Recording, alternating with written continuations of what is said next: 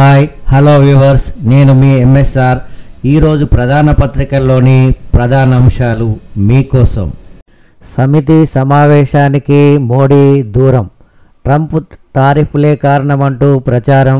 ఈ నెల చివరిలో అమెరికాలో ఐక్యరాజ్యసమితి సర్వసభ్య సమావేశాలు. ఐక్యరాజ్యసమితి తాత్కాలిక వక్తల జాబితాలో కనిపించని భారత్ ప్రధాని మోడీ. ట్యాంక్ బండ్పై సీఎం హల్చల్, తనదైన శైలిలో నిమజ్జనోత్సవానికి ఎంట్రీ.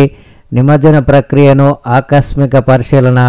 పరిమిత వాహనాలతో సాదాసీదాగా ట్యాంక్ బండ్కు చేరుకున్న సీఎం. ఎలాంటి ట్రాఫిక్ క్లియరెన్స్ లేకుండా సామాన్యుల నిమజ్జన ప్రక్రియను పరిశీలించిన సీఎం రేవంత్. ఇప్పటి వరకు ఏ సీఎం రాని ఉత్సవానికి హాజరు. హర్షం వ్యక్తం చేసిన ప్రజలు, అప్రమత్తమైన అధికార యంత్రాంగం. 5 శాఖలు అవినీతి ఊడలు.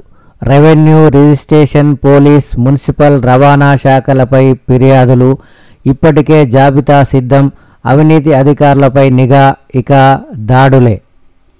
భారీ డ్రగ్స్ రాకెట్, 12,000 కోట్ల విలువైన ముడి పదార్థాలు సీజు. చర్లపల్లిలో గుట్టుగా నడుస్తున్న తయారీ కంపెనీ. 35,000 లీటర్ల కెమికల్స్, 25 లక్షల నగదు స్వాధీనం.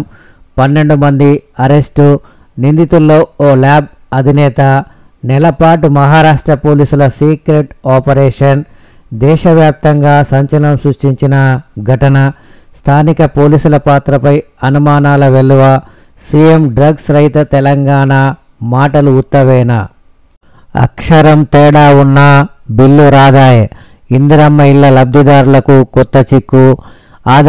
ఆధారంగా బిల్లుల చెల్లింపు విధానం. వాటిల్లో చాలామంది మహిళలకు పుట్టింటి పేరు, ఇందిరమ్మ రికార్డులో అత్తింటి పేరు. ఇలాంటి వాటితో నిలిచిపోతున్న బిల్లులు.